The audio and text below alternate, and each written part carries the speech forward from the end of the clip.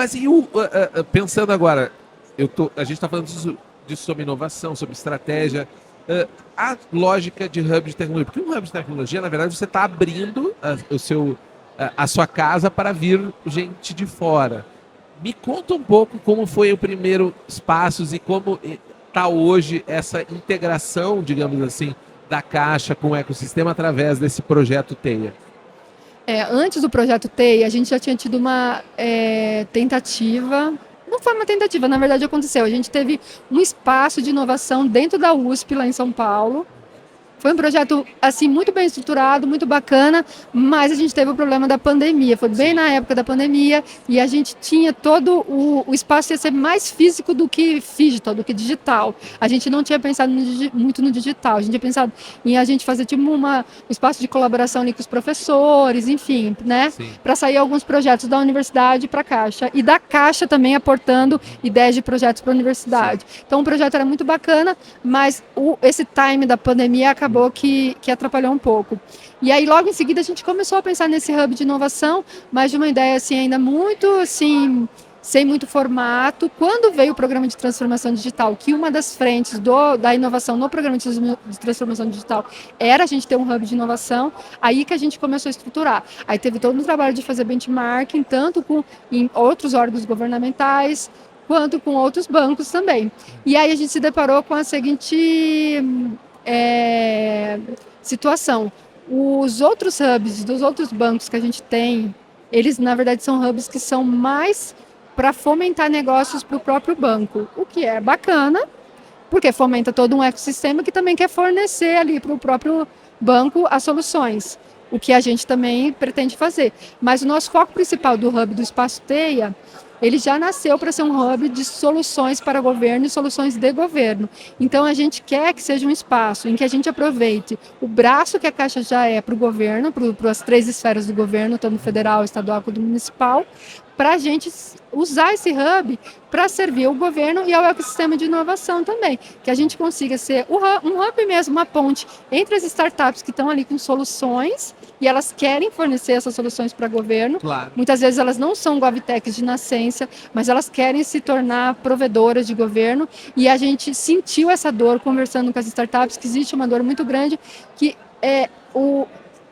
fornecer solução para o governo ainda é um bicho de 7 cabeças, né? Sim. Os editais às vezes são muito complicados. São feitos às vezes por pessoas que não entendem muito bem a demanda. Não entendem muito bem a demanda, exatamente. Mesmo a gente tendo agora o marco legal das startups, né? Desde 2021, a gente ainda tinha ali uma dificuldade de implementar essa legislação dentro das empresas. Ele surgiu em 2021 para justamente fomentar, os órgãos públicos conseguirem fomentar a inovação dentro dos órgãos públicos e ainda fomentar o ecossistema de inovação das startups, mas a gente conseguiu implementar na Caixa a primeira chamada de startups usando essa legislação somente no ano passado que saiu. Nossa, é recentíssimo. Porque teve toda uma curva de aprendizagem e de alterar normas internas. Apesar de a gente ter uma legislação Sim. que já funciona no país, a gente tem o regulamento de contratações da Caixa, Sim, do próprio mudar órgão. o compliance, como que ele abordava. Exatamente. Tipo de... Então a gente teve todo um trabalho para fazer isso com a área de contratos, com o jurídico da Caixa, enfim, um trabalho bem conjunto ali para poder estar fazendo essas alterações, todo mundo ali muito estudando para entender essa nova legislação, o que podia e o que não podia, e o que a gente ia aproveitar dela lá dentro da Caixa, para a gente poder sair com a primeira contratação de startup. Hoje a gente já temos 7 chamadas aí, alguns contratos já em andamento. Estamos ainda numa curva de aprendizagem, mas já temos startups já contratadas pela Caixa, trabalhando lá na Caixa e já provendo soluções para a Caixa. Algumas ainda em modelo de experimentação, né? Sim. E outras já com contratos de fornecimento. E aí o Hub vem também com essa missão. A gente tem as startups residentes lá no espaço. Inicialmente, a gente tentou pegar startups mais focadas já que já forneciam aí soluções para governo. E agora a gente está com um edital, inclusive, que vai dar o dia 30 de novembro agora, próximo domingo. Infelizmente, quem vai estar ouvindo esse aqui já vai ter passado. Mas vale a pena você citar para que as pessoas se aproximem e busquem encontrar essas soluções. Porque, por exemplo, é alheio. Muita gente não sabe que tem essa oportunidade e acha assim, ah, não, o sistema público não é para mim, para Não é minhas para mim, ideias. exatamente. E na verdade é para vocês, startups e outras empresas, né? Não são só startups, ali Claro. lá nos editais você vai ver que existem outras empresas que são inovadoras, que fornecem tecnologia, que podem se adequar ali, podem entrar.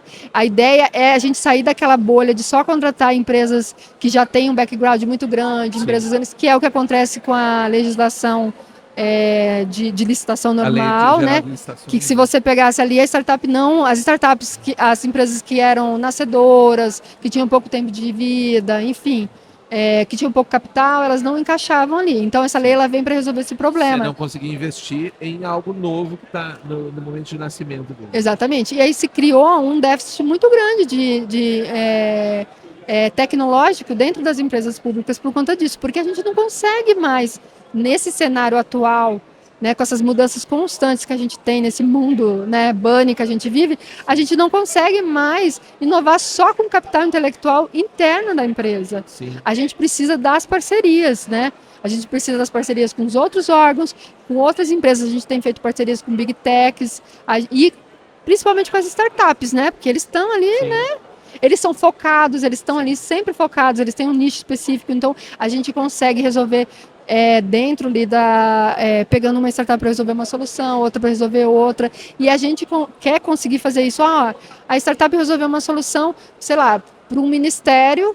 Cara, será que essa sua solução também não dá para resolver para outro ministério, para outro órgão público, para uma prefeitura? A gente tem um programa também de prefeituras, tá? Legal. Uma frente de prefeituras, porque as prefeituras a gente também entendeu dentro desse nosso estudo que são a base mais frágil ali do poder público, né? Sim. É o que tem menos maturidade de inovação, mais dificuldade, porque tem um orçamento menor, menos capacitação também ali Claro. no Corpo técnico, basicamente, Exatamente. nenhum, quanto mais para a parte interior, né, periférica Exatamente. do Brasil, você tem menos aporte técnico, é mais precário, às vezes as necessidades são tão avolumadas, né, de coisas tão básicas, saneamento básico, ainda estamos trabalhando nisso. Exatamente. Né, porque não dá para pensar assim, não, inovação, espera aí, primeiro deixa eu fazer essa ponte, depois eu vou pensar em inovação. Exatamente, às vezes a gente está querendo que eles façam alguma coisa assim muito... Cara, não tem nem... É como você falou da questão do... Não tem internet ainda naquele lugar. Não chegou. Então, como eu que não você tenho quer... nenhuma fibra não chegou. A internet é não sei quantos kbps. Só. Exatamente. E aí tem essas nuances, né? A gente fez um trabalho até de visita em algumas prefeituras, pegamos prefeituras de regiões do Brasil diferentes e de portes diferentes, para a gente ir lá em loco e ver as dificuldades, as necessidades ali, Sim. o que eles têm de necessidades. Porque até a gente falando da esfera dos municípios, a gente vai ter nuances diferentes de acordo com a região do Brasil, claro, e com o porte da cidade, né? Uma cidadezinha menor. É uma cidade menor, mas ela é perto de uma capital. O problema dela vai ser diferente de uma cidadezinha que já está longe da capital, né?